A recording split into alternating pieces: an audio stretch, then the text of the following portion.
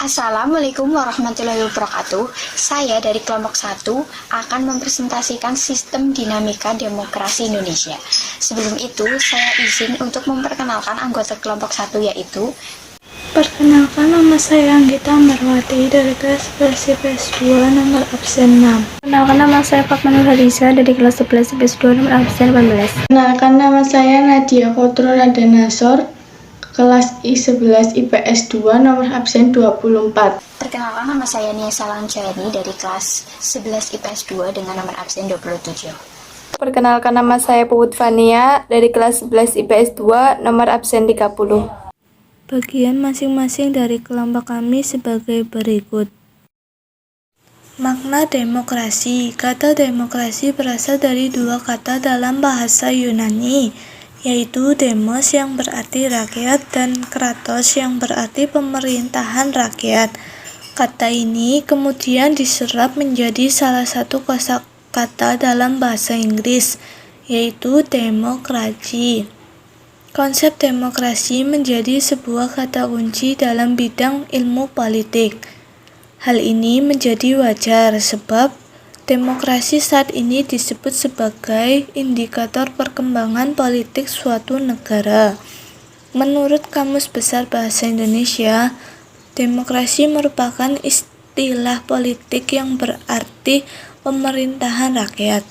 Hal tersebut dapat diartikan bahwa dalam sebuah negara, demokrasi kekuasaan tertinggi berada di tangan rakyat dan dijalankan langsung oleh rakyat atau wakil-wakil yang mereka pilih di bawah sistem pemilihan bebas.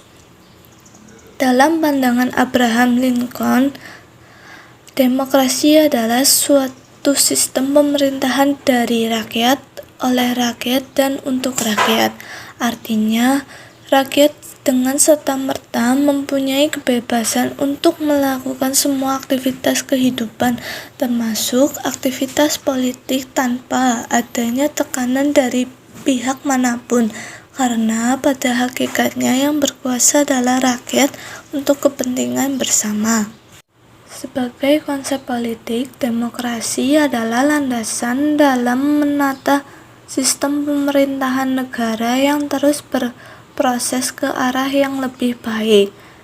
Dalam proses tersebut, rakyat diberi peran penting dalam menentukan atau memutuskan berbagai hal yang menyangkut kehidupan sebagai sebuah bangsa dan negara. Kebebasan dan demokrasi sering dipakai secara timbal balik, tetapi keduanya tidak sama. Sebagai suatu konsep, demokrasi adalah seperangkat gagasan dan prinsip tentang kebebasan, juga mencakup seperangkat praktik yang terbentuk melalui sejarah panjang dan sering berliku-liku.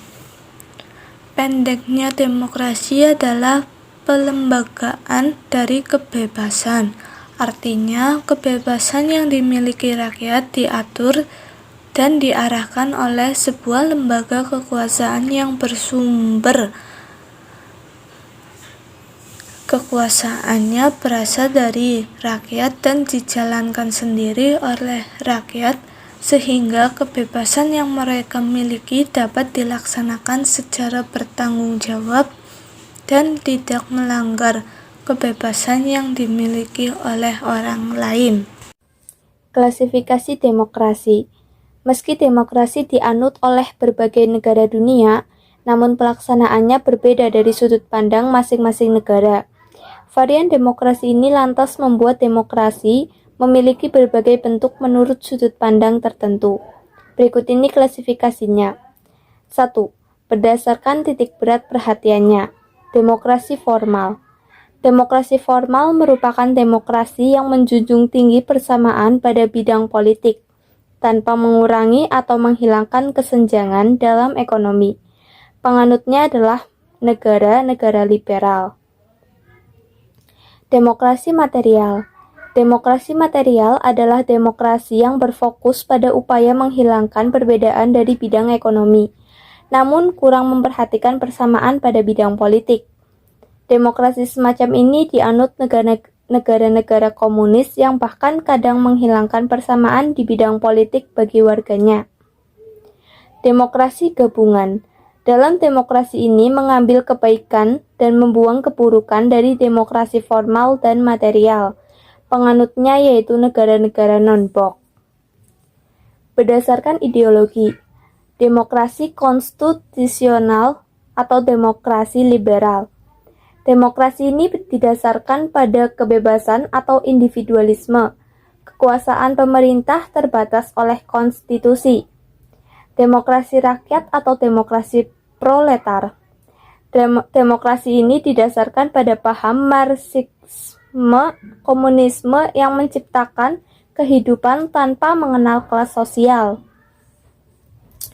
3. Berdasarkan proses penyaluran kehendak rakyat. Demokrasi langsung. Demokrasi ini mengikut sertakan setiap warga negara dalam permusyawaratan demi menentukan kebijaksanaan umum negara atau undang-undang secara langsung. Demokrasi tidak langsung. Demokrasi ini menganut paham sistem perwakilan. Demokrasi perwakilan biasanya dilaksanakan melalui pemilihan umum. Prinsip-prinsip demokrasi. Demokrasi merupakan pemerintahan dari rakyat, oleh rakyat, dan untuk rakyat. Secara eksplisit ditegaskan bahwa rakyatlah pemegang kekuasaan yang sebenarnya. Henry B. Mayo, sebagaimana dikutip oleh Miriam Budiarjo dalam bukunya yang berjudul Dasar-Dasar Ilmu Politik, mengungkapkan prinsip dari demokrasi yang akan mewujudkan suatu sistem politik demokratis. Adapun prinsip-prinsip tersebut sebagai berikut. 1. Menyelesaikan perselisihan dengan damai dan secara melembaga. 2. Menjamin terselenggaranya perubahan secara damai dalam suatu masyarakat yang sedang berubah. 3. Menyelenggarakan pergantian pimpinan secara teratur. 4. Membatasi pemakaian kekerasan sampai minimum. 5. Mengakui serta menganggap wajar adanya keanekaragaman. 6. Menjamin tegaknya keadilan. Kemudian, menurut Alamudi, sebagaimana dikutip oleh Sri Wurian dan Saifullah dalam bukunya yang berjudul Ilmu Kewarganegaraan, suatu negara disebut berbudaya demokrasi apabila memiliki sokoguru demokrasi sebagai berikut. 1. Kedaulatan rakyat. 2. Pemerintahan berdasar persetujuan dari yang diperintah. 3. Kekuasaan mayoritas. 4. Hak-hak minoritas. 5. Jaminan hak-hak asasi manusia. 6. Pemilihan yang bebas dan jujur. 7. Persamaan di depan hukum yang wajar. 8. Pembatasan pemerintah secara konstitusional. 9.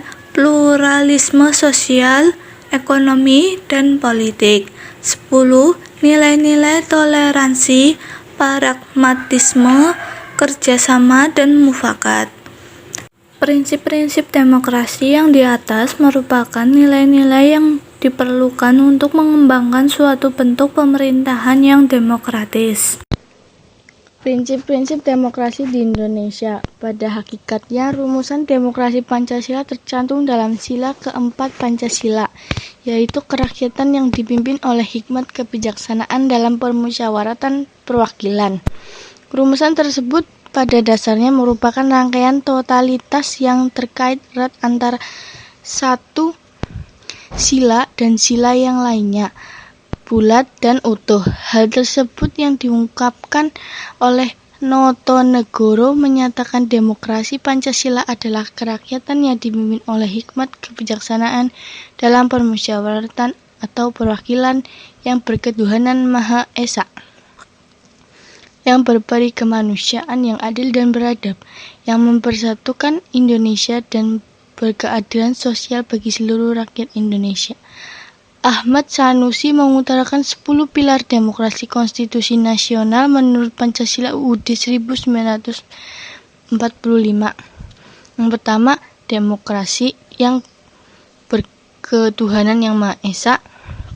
2. Demokrasi dengan kecerdasan. 3. Demokrasi yang berkedaulatan rakyat.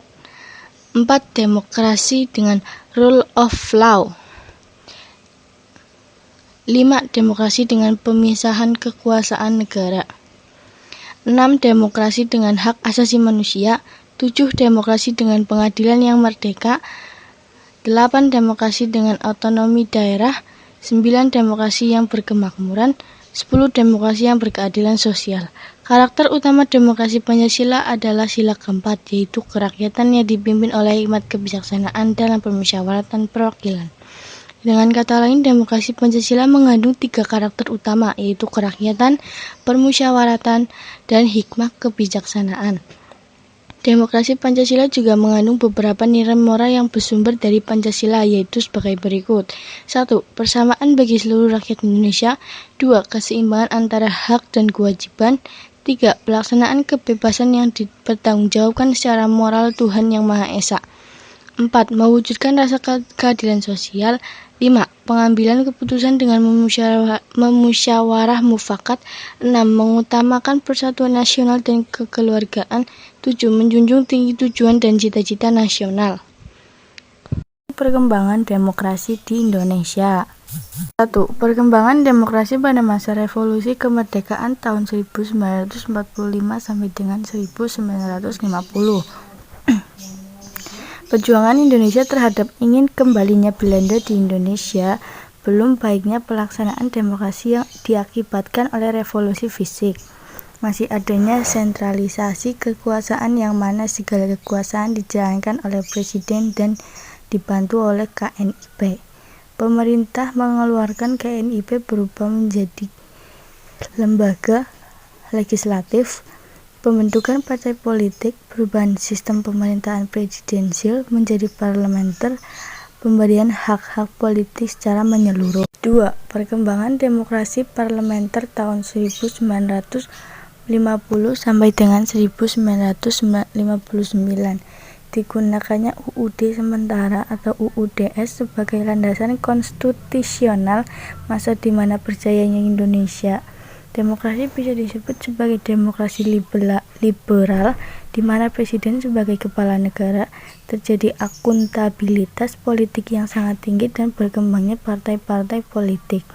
Tetapi demokrasi pada masa ini dianggap gagal karena beberapa hal, yakni adanya dominan politik aliran akibat konflik, ekonomi yang lemah, tidak mampunya konstituante dalam bersidang untuk mengganti UUDS tahun 1950. Bersamaan kepentingan antara Presiden Soekarno dengan kalangan ABRI, yakni sama-sama tidak senang terhadap proses politik yang berjalan. Menurut Persatuan dan Kesatuan, akibat kegagalan tersebut, Presiden mengeluarkan yakni pembubaran konstituante kembali ke UUD 1945. Tidak berlaku UUDS 1950 dan membentuknya MPRS dan DPAS. 3. Masa demokrasi terpimpin dari 1959 sampai dengan 1666. Adanya sentralisasi kekuasaan pada suatu pimpinan, peran presiden mendominasi, terbatasnya peran partai politik, berkembangnya pengaruh PKI, tidak sesuainya demokrasi parlementer dengan kepribadian bangsa Indonesia, jaminan HAM lemah, terbatasnya peranan pers, kebijakan politik luar negeri, sudah memihak ke RRC. Berakhirnya Orde Lama ini adalah dengan adanya peristiwa G30 SPKI. 4. Pelaksanaan demokrasi Orde Baru 1966 sampai dengan 1988 ditandai dengan tergantinya IR Soekarno oleh Presiden Soeharto, menerapkan demokrasi Pancasila. Fungsi ABRI mendominasi, berhasil dalam menyelenggarakan pemilihan umum. Demokrasi pada masa Orde Baru ini dianggap gagal karena tidak ada rotasi kekuasaan eksekutif, tertutupnya rekrutmen politik, tumbuhnya KKN, terjadinya krisis ekonomi, terjadinya krisis politik, dan tuntutan para demonstrasi terhadap Presiden Soeharto untuk turun. 5. Pelaksanaan demokrasi Orde Reformasi dari 1998 sampai dengan sekarang. ditandai dengan lengsernya Presiden Soeharto yang telah memimpin selama puluhan tahun, ditandai dengan penyerangan kekuasaan Presiden Soeharto ke Wakil Presiden B.J. Habibie. Perubahan besar-besaran dalam penyelenggaraan negara dan pemerintahan. Menerapkan demokrasi Pancasila, pemilu dilaksanakan jauh lebih demokratis, rotasi kekuasaan dari pemerintah pusat sehingga tingkat desa, rekrutmen politik secara terbuka, kebebasan dalam berpendapat. Pemerintahan pengelolaan KNIP berubah menjadi lembaga legislatif, pembentukan partai politik merupakan sistem pemerintahan presidensial menjadi parlementer, pemberian hak-hak politik secara menyeluruh. 2. Perkembangan demokrasi parlementer dari 1950 sampai dengan 1959. Penting demokratis dalam kehidupan masyarakat atau kehidupan sehari-hari antara lain yang A. Meningkatnya rasa kasih sayang di antara sesama warga masyarakat. B. Terjalinnya komunikasi yang akrab dan harmonis di antara sesama warga masyarakat sebab semua kehendak atau keinginan anggota masyarakat dapat disalurkan. Yang C. Terhindarnya tindak kekerasan antar warga masyarakat, demokrasi anti kekerasan, permasalahan diselesaikan secara damai. Yang D. Memberi motivasi kepada seluruh warga masyarakat untuk bekerja lebih giat karena semua anggota keluarga merasa senang dan puas, merasa lebih dihargai kedudukannya di masyarakat. Yang E. Dapat meningkatkan keamanan ketertiban masyarakat sebab dengan terwujudnya kehidupan demokratis, semua warga masyarakat puas. Tidak ada yang memiliki rasa dendam dan benci terhadap warga masyarakat lain. Yang F. Meningkatkan rasa kebersamaan dan kegotong royongan sehingga semangat di dalam melaksanakan pembangunan. Dan yang terakhir, yang G. Menghilangkan rasa saling mencurigai di antara sesama warga masyarakat. Perilaku mendukung tegaknya nilai-nilai demokrasi. Untuk menjalankan kehidupan demokratis, setiap warga negara bisa memulai dengan cara menampilkan beberapa prinsip. Berikut ini beberapa perilaku yang mendukung tegaknya nilai-nilai demokratis dalam kehidupan sehari-hari. 1. Membiasakan diri untuk berbuat sesuai dengan aturan main atau hukum yang berlaku. 2. Membiasakan diri bertindak demokratis dalam segala hal. 3. Membiasakan diri menyelesaikan persoalan dengan musyawarah. 4. Membiasakan diri mengadakan perubahan secara damai, tidak dengan kekerasan. 5. Membiasakan diri untuk memilih pemimpin melalui cara-cara demokratis. 6. Selalu menggunakan akal sehat dan hati nurani luhur dalam musyawarah. 7. Selalu mempertanggungjawabkan hasil keputusan musyawarah baik kepada Tuhan Yang Maha Esa, masyarakat, bangsa, dan negara, bahkan secara pribadi. 8. Menuntut hak setelah melaksanakan kewajiban. 9. Menggunakan kebebasan dengan cara tanggung jawab. 10. Mau menghormati hak orang lain dalam menyampaikan pendapat. 11. Membiasakan diri memberikan kritik yang bersifat membangun. Norma-norma demokrasi. Norma-norma demokrasi ada 7, yaitu yang pertama, pentingnya kesadaran akan pluralisme. Yang kedua, musyawarah. Yang ketiga, pertimbangan moral. Yang keempat, pemufakatan yang jujur dan sehat. Yang kelima, pemenuhan segi-segi ekonomi. Yang keenam, kerjasama antar warga masyarakat dan sikap mempercayai itikat baik masing-masing.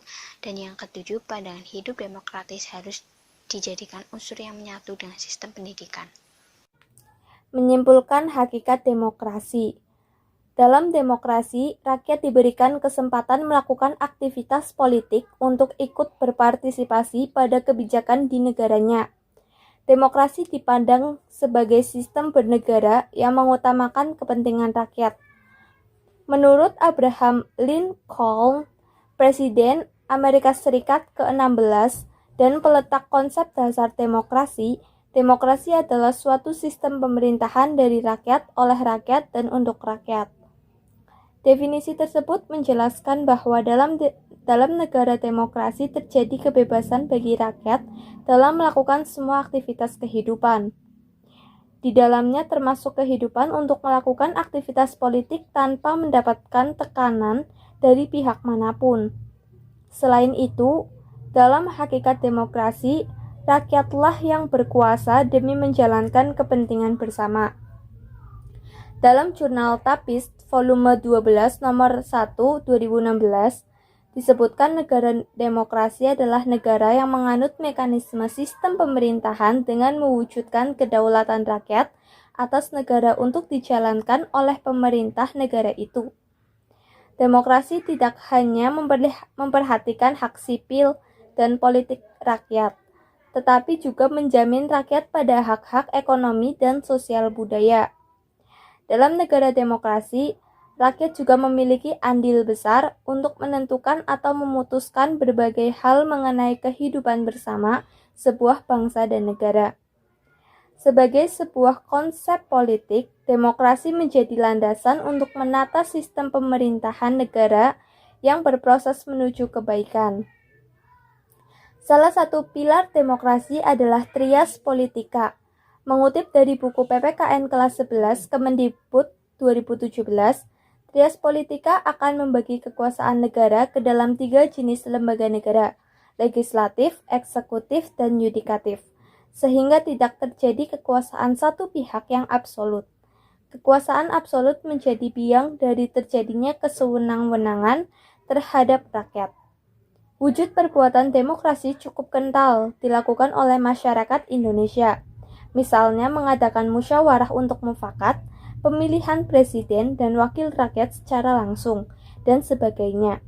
Masyarakat juga diberikan kebebasan dalam berpendapat di muka umum. Dinamika penerapan sistem demokrasi di Indonesia. Pelaksanaan demokrasi di Indonesia sudah mengalami beberapa perubahan mengingat Undang-Undang Dasar 1945 mengalami amandemen.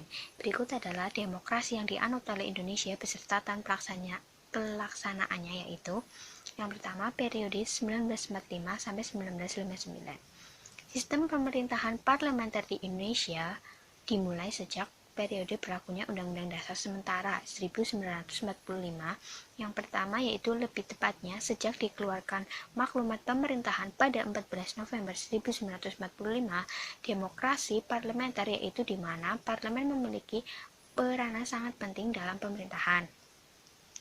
Dalam periode ini terdapat 3 pembagian periodisasi, yaitu periode Undang-Undang 1945, periode Konstitusi Republik Indonesia Serikat atau RIS, dan juga periode Undang-Undang Dasar 1950.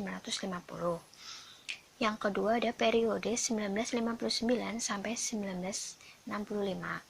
Pada periode ini Indonesia menganut demokrasi terpimpin. Demokrasi terpimpin dimulai sejak dikeluarkannya Dekret Presiden pada tanggal 5 Juli 1959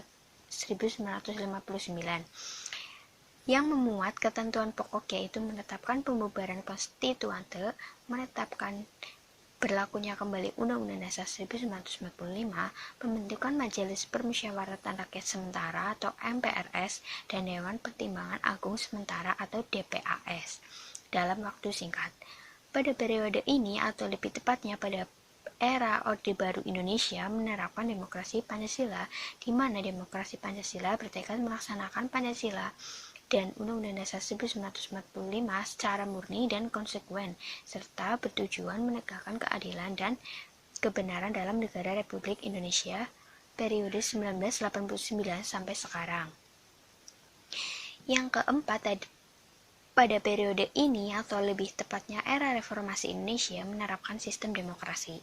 Sistem demokrasi di Indonesia dalam hal ini diwujudkan dengan adanya pemilihan umum atau pemilu, serta adanya banyak partai politik yang berdiri saat ini. Selain itu, sistem demokrasi dibuktikan dengan kebebasan berpendapat. Demokrasi sebagai sistem pemerintahan negara modern. Dalam implementasinya, demokrasi sering kurang mengarah tercapainya tujuan negara, yaitu kemakmuran dan kecerdasan bangsa. Sistem politik demokrasi Pancasila merupakan sistem politik yang konstitusional. Sistem politik demokrasi Pancasila tidak hanya harus tercermin dalam berbagai kegiatan pemerintahan dan kenegaraan, tetapi harus juga tercermin dalam kehidupan bermasyarakat warga negara Indonesia sehari-hari. Proses demokratisasi di Indonesia di tingkat lokal ditandai dengan proses rekrutmen kepala daerah diserahkan secara langsung kepada rakyat dengan harapan mampu memberikan bahan koreksi terhadap penyelewengan praktik demokrasi di masa lalu. Perwujudan pilkada langsung, tata pemerintahan daerah dan institusi politik lokal DPRD dapat bekerja sama sesuai dengan harapan rakyat. Suatu daerah akan mendapatkan kepala daerah yang handal, kompeten, dan mempunyai integritas tinggi membangun daerah pilkada serentak memiliki manfaat, diantaranya efisiensi anggaran dan efektivitas lembaga pemilihan umum.